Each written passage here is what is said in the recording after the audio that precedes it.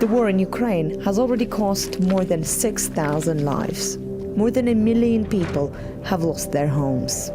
Как можно было так? За что? So he wants us to run one by one.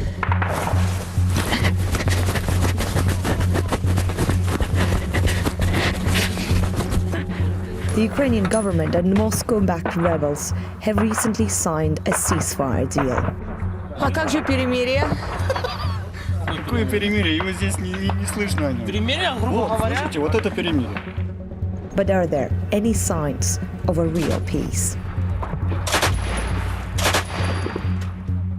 We're sitting at the Ukrainian checkpoint. They don't want us to film it. They don't want us to go any further. But in the last couple of minutes, we heard several big bangs, and it does sound like the outgoing fire.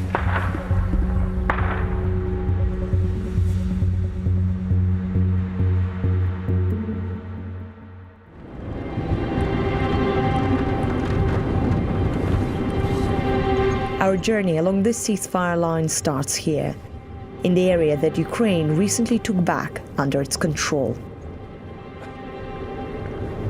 It's amazing to see how much this area has changed in the last 6 months. It's just one after another, abandoned villages, bombed out houses, and it's hard to believe that this is Europe in the 21st century. Здрасте. Простите, мы с телевидения, с BBC. Можно с вами поговорить? Можно я хоть переоденусь? Да нормально вы, по-моему, ничего. Опустили, да, дома? Многие уехали. Ну, конечно, вот здесь женщина погибла, вот эти уехали, я приезжаю, вот здесь живут, они, ну, здесь молодежь, она уехала. This is where she used to hide in July when the fighting was at that time. Ну, там вы там, это само, хотите, снимите. Ну, сейчас это, конечно, здесь уже как это... Ага. Заходите, смотрите, ребята. Давайте супом еще томатную. Нет, спасибо вам большое. Ну что вы, я не сомневаюсь. И вот там вот вы сидели, да? Долго сидели? 5 дней сидели, безвылазно. They spent 5 days in July at the height of the fighting. Но работает перемирие? Или обманулись ваши Ну, вы знаете, что надежды? хочу сказать? Вот сегодня и работает. Тишина. А вы знаете, 2 дня назад такое тут творилось, что я уже сумки собрала. Хотела, думаю, наверное, поеду. То есть постоянно, да, стреляют? Ну, постоянно стреляют. Вот каждый день стреляют. Каждый день. Что такое брошенный дом, ребята? Если ты здесь всю жизнь прожил, это вообще, я вам не могу передать, это какой-то ужас. Как можно было так? Как можно было так? За что? The ceasefire deal was brokered by France and Germany and signed in the presence of Russia. The Ukrainian government and Moscow-backed rebels agreed to stop firing and to pull back all their heavy artillery. This is the Dnieper battalion, which is one of the semi-volunteer battalions, mostly made up of volunteers, but affiliated with the Ukrainian army, with the Ministry of the Interior. And that's how this war is being fought. Можно вот сюда? Мы заходим, да, и Пошли вот. это противотанковая установка для ракет. У нас сейчас перемирие Минской договоренности, нет самих ракет. И она выстреливает непосредственно в танк. Это советская, конечно, еще технология. We're really close to the front line. This is basically the last Ukrainian post. He's really worried about being filmed because he has family in Donetsk, which is rebel-held city. And he says that if they find out that he's fighting on the Ukrainian side, that his family will be dead.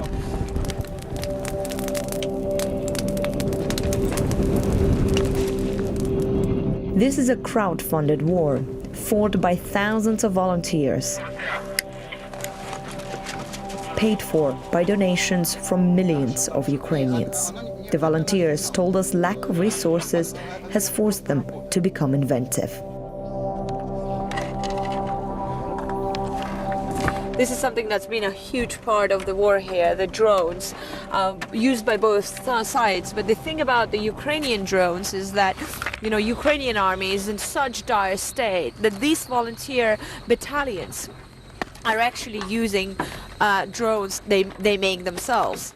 Ну, получается, мы сейчас с одной из самых мощных армий воюем тем, что сделали сами. Сейчас используем, наверное, больше для контроля. Мы должны понимать, отвели ли технику, на какое расстояние отвели, не подходят ли вражеские силы.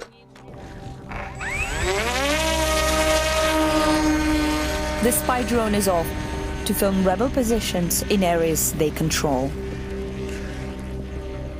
That drone is now in Donetsk. В Донецке он, да? Да. Покрутило. 14, 60 и все, и домой. Рисковать не будем. На 60. Родной, давай, борись. Так, высоту. Я поставлю, если Лучше не став набор высоты, аккум разрядишь. Тихо, успокойся. Если мы увидим, что высота упала, я сразу подниму высоту. Он не понимает, где он. О. Он сбился с маршрута. Не дай бог на воду упадет. Не, куда, сюда, хорошо. Вот сюда кинь на поле. Сюда на поле. Все, наверное, все. Заглушили рэбом наш сигнал. Пришлось отводить его на нашу территорию и положить где-то в поле. Сейчас поедем искать. It's not clear how much battery the drone has, and if it runs out, then it will be pretty much impossible for them to find it.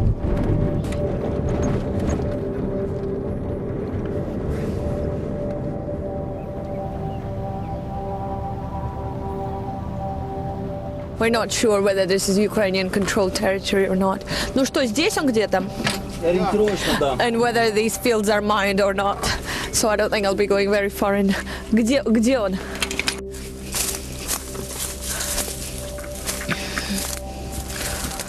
I can't see anything. Ну, сейчас надо выглядывать, где он может лежать. I found it. Amazing. He's walking this way. Внутренности посмотрим, но в любом случае это уже победа. Поэтому привет российским радиоэлектронщикам, их рэп работает не очень. Мы все-таки самолет спасли. И он дальше продолжит выполнять работу по зоне АТО. Только в детстве был так счастлив последний раз.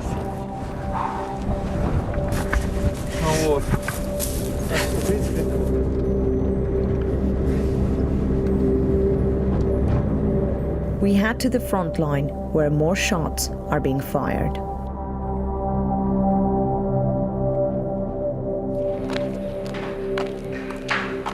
We're sitting at the Ukrainian checkpoint.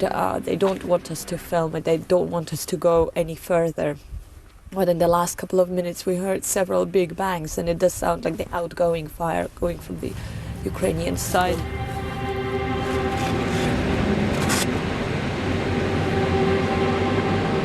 So we have finally been allowed through that checkpoint, and we are following the Ukrainian fighters towards the ceasefire line, which they all refer to as the front line still, and there have been a lot of bangs that we have been hearing.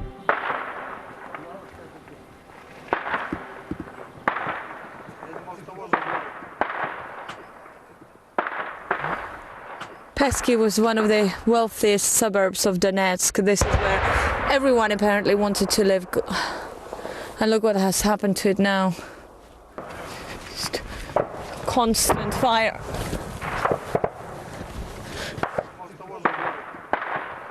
So he's taking us to the Ukrainian position at the front line. Well, technically a ceasefire line, but this doesn't really sound like a ceasefire to me. Туда блиндаж? Да. So he wants us to run one by one.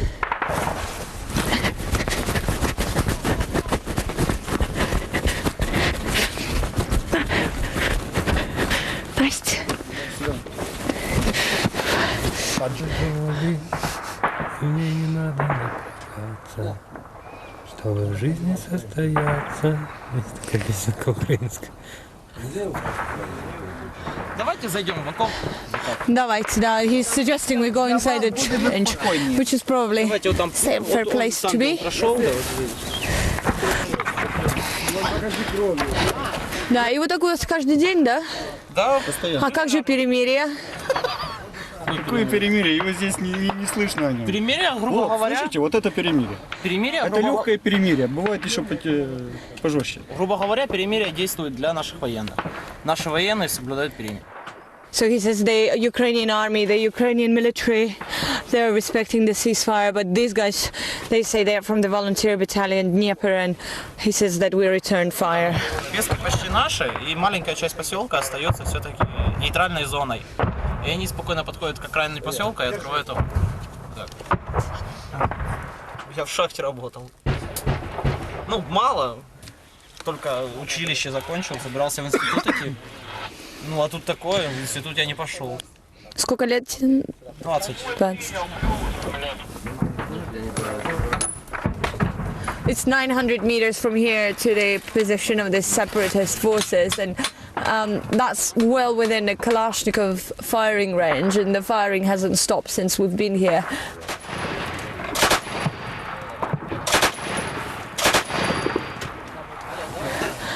Well, that's some ceasefire.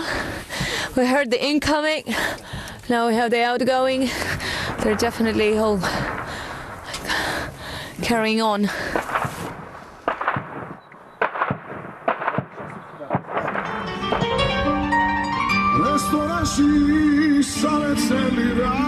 We arrive in rebel-held Donetsk. Gruzin sold fur coats before the war. Now he's a commander.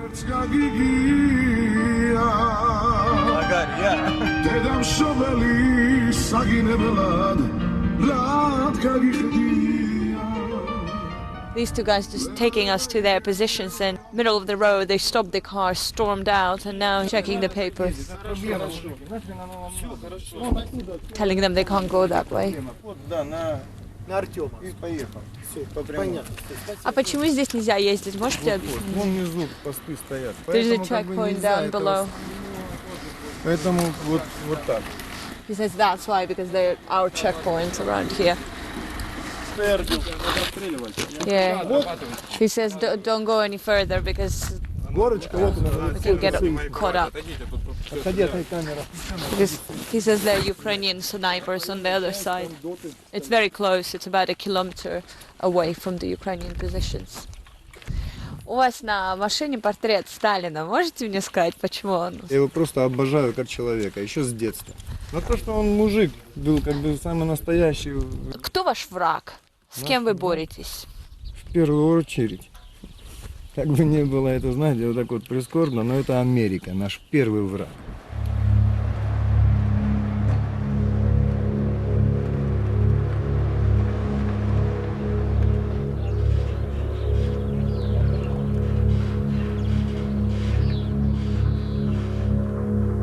Everyone we speak to here tells us the ceasefire is a temporary measure and that their plan is to advance. This is a site of a defining battle in this war, and one that the Ukrainians lost badly.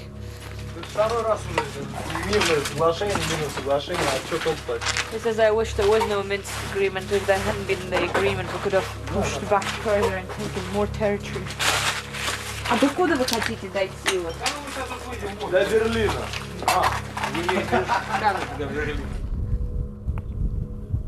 This was one of the nicest airports I've ever been to. It was built especially for the Euro 2012 championship, and many people here in Donetsk were really proud of it.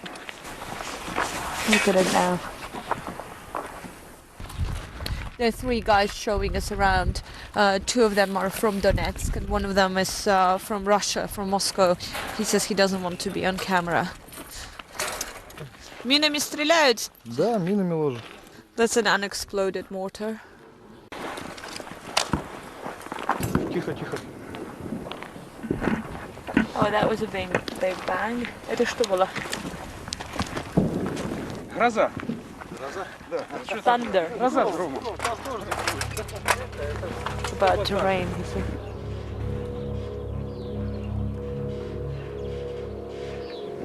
A crucial part of the Minsk agreement is that both sides were supposed to pull back their heavy artillery to at least 50 kilometers from the front line. We're here at the airport now. This is a territory that's controlled by the rebel forces. We've been hearing very clear big bangs, clearly heavy artillery, and we are pretty sure that this is outgoing fire and a clear violation of the Minsk agreement. А вот это сейчас что стреляло? Ну, похоже на миномет 120-й. 120-й, да? То есть 120-й тот, который запрещен Минским соглашением. А я ж не знаю даже. Разве? Ну все конкретно, то есть не нужна ни автономия, ничего. Да, отделяться от Украины. Отделяться от Украины, да? No autonomy, he says. We want to be separate from you. Lives in the basement here, so we're gonna go and try to find her. Здравствуйте. Наталья. Елена. Здравствуйте, Елена. А где у вас квартира, в этом доме? Напротив. А с квартирой что стало? Ничего, просто что страшно. Страшно, да, Конечно, все-таки? они ж бомбят все равно, продолжают. Так что вот этот Минский договор, перемирие. Мы на это и не надеялись. Просто единственное, что чуть-чуть потише, да. Хотели бы быть частью России? Хотелось бы. Когда Крым год отмечал, я что тогда в прошлом году плакала, что в этом году зависть. Почему вам хочется в Россию? Жить по-человечески, чтобы тихо было, не в подвалах, а просто по-человечески. Как люди живут.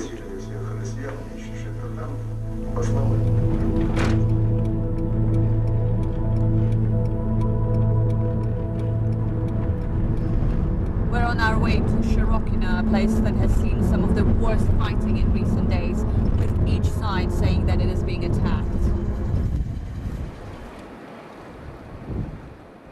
This is a big press tour, so we're not expecting to see anything particularly exciting here. But we're here for a meeting of two generals, a Russian and a Ukrainian, and they're both part of a task force that is monitoring the ceasefire agreement. International observers from the OSCE and the rebels are also part of that task force. Украинская сторона говорит, что продолжается ввоз оружия с российской территории. Я отвечаю на этот вопрос следующим образом. Есть представители ОБСЕ, они осуществляют верификацию и мониторинг. Мы этот вопрос контроля оружия не осуществляем. ОБСЕ мне только что сказали, что они не контролируют, у них нет доступа ко всей границе. Читайте документы, что мониторят и верифицируют только ОБСЕ. Do you have access to the entire border? We have reached some border crossings, including the one we are here today. But for the most part of the 400 kilometer not under the control of the government of Ukraine, we have not managed yet to get to the border because we have prevented to get access to it. У них нет доступа к границе. Я вам скажу, то, что у них нет доступа, вот я лично слышу впервые. Это вы первый раз не слышали до этого, что у них... слышал. Я слышал, что... He says, yeah, I've never heard about you not having access to the border. Our reports have been circulated publicly, and I have nothing to add.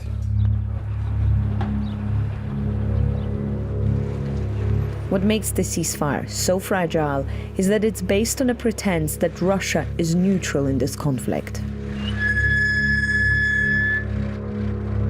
For people here, that means constant fear that for them and their children, the worst is yet to come.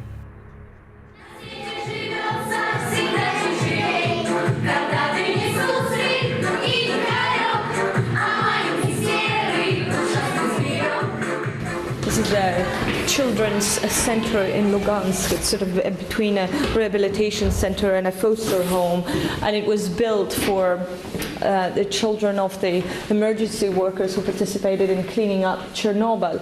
But now they're here. This is a director who's showing me around, and he says they're mostly catering to the kids of those who died in the war or are fighting.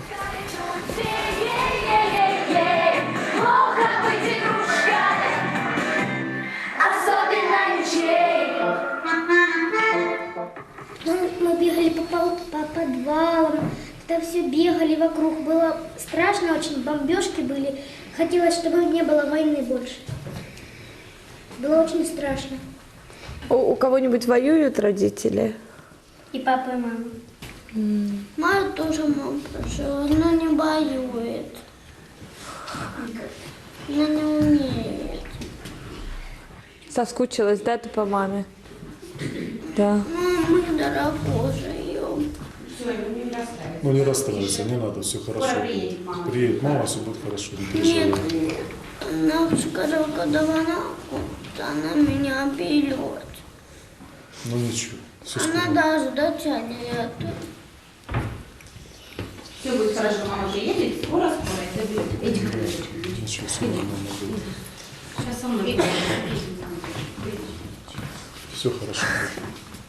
Девочки, а вот можно я у вас спрошу, вот вы с ними говорите о войне, вот вы с ними ведете какую-то... Мы стараемся как-то отгородить это, потому что недостаточно уже пережили. Например, Вика не рассказала, но когда ее мама привезла сюда, у нее первый вопрос был, где мы будем прятаться, если будет страшно. Поэтому мы стараемся об этом больше развлекать их, потому что детям нужно мирное небо над головой, нужно счастливое детство, а не то, что они пережили. Поэтому мы всячески стараемся. Поем и танцуем.